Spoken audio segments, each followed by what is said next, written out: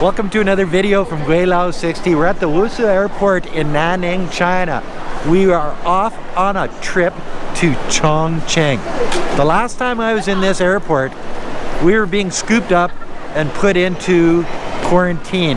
Yes, it was 4 months ago today. So a lot has changed in the last 4 months. What hasn't changed is face masks. To get into the airport, you need a face mask. To get into the airport, you need a green code. No ifs, ands, or buts about it. Once you get in, some people take their mask off or leave it underneath their chin, but most of them don't.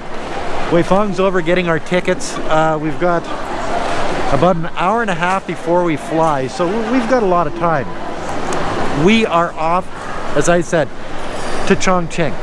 From Nanning to CHONGQING costs 360 RMB per person, so 720 RMB for 2 people, which is about, I don't know, 125 bucks Canadian or 100 bucks American for 2 people. Okay, to get to the airport costs us 114 RMB, so just over 20 bucks Canadian. Pretty cheap to go from Nanning to CHONGQING. Why CHONGQING? Well, we were invited by CHONGQING to go there. So we're on a sponsored trip to CHONGQING to do some videos. Gotta love it. And it wouldn't have happened without Alex from Reporterify Media. He set this whole thing up. He's good at stuff like that. So thanks, Alex, and we'll see you in CHONGQING. So it seems like when you're traveling in China, the only thing that's really changed is the QR codes that you have to have scanned for the health codes and the tracking codes. Where have you been over the last 14 days? And the mask that you have to wear when you're in close quarters with other people. Other than that, airplanes are full, everything's going. It's not any more expensive than it used to be to travel around China. So here we come, CHONGQING, an hour and 15 minutes away by air from Nanning, China to CHONGQING, China. Whoa, hot pot for supper. And that didn't take long. Now we're in T3. They've got, this airport has 3 different terminals, T1, T2, and T3. I'm not sure, this is T3 domestic. I think T1 might be the other domestic, and then T2 I think is shut down because you got it. No international flights happening in China at this particular time, or very few of them. I think 1 per city per week per carrier or whatever. But this city is a mega city. This is one of the largest cities, not only in China, but in the entire world. Like over 30 million people live in this city, and they're gonna let Gweilo 60 and his wife Wei Feng loose in a city of this size? Are they sane? I doubt it. But we're gonna see what kind of trouble we can get into. We're here for 7 solid days of filming, so let the fun begin. And being lucky people like we are, we've got friends in CHONGQING. Dr. Robert, you're gonna meet him later. I've already met him if you watch my videos. He was the doctor in Wuhan that did the interview with Alex from Reporterify Media and myself. Whoa! He sent a driver for us at the airport to take us to our hotel room. Gotta love that. So we are in, or not quite in, we're on our way into CHONGQING as we speak. And as we get to CHONGQING, we're in the Wudu Hotel, and it's in a historic sort of area of CHONGQING. So we're starting our week here in the middle of old CHONGQING. Zuenlai, that's I'm probably slaying that name, sorry. He was Chairman Mao's right-hand man. Can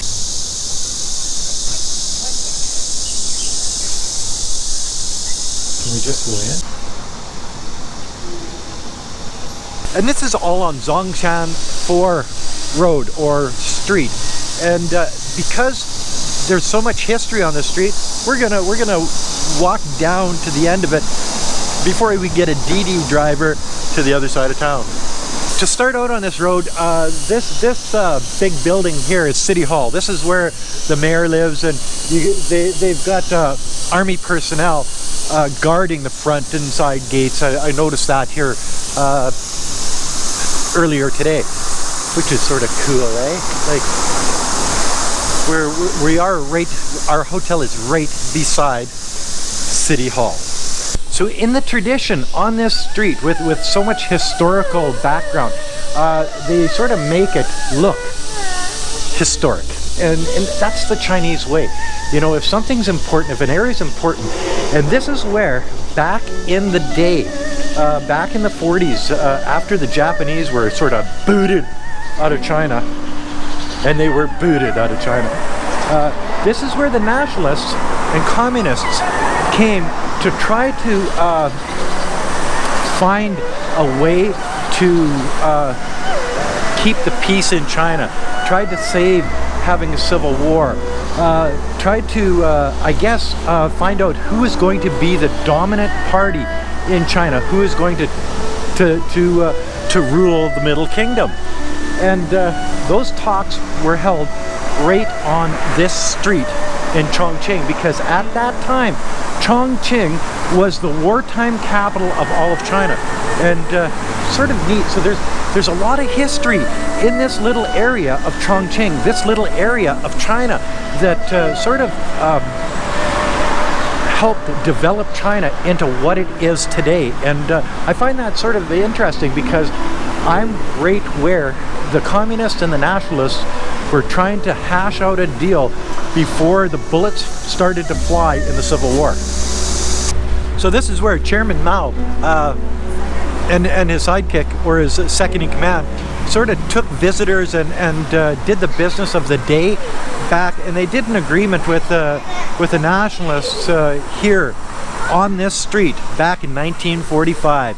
Just as the plaque says, here's the plaque.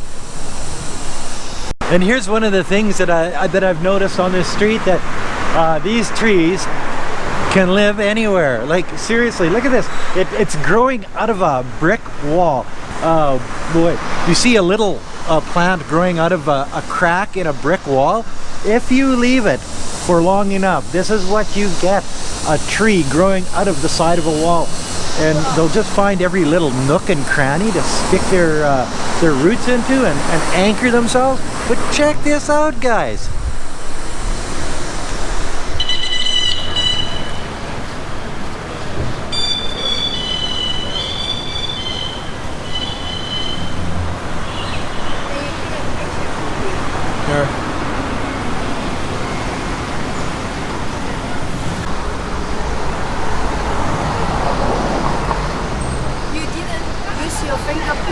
I did a couple times, yeah.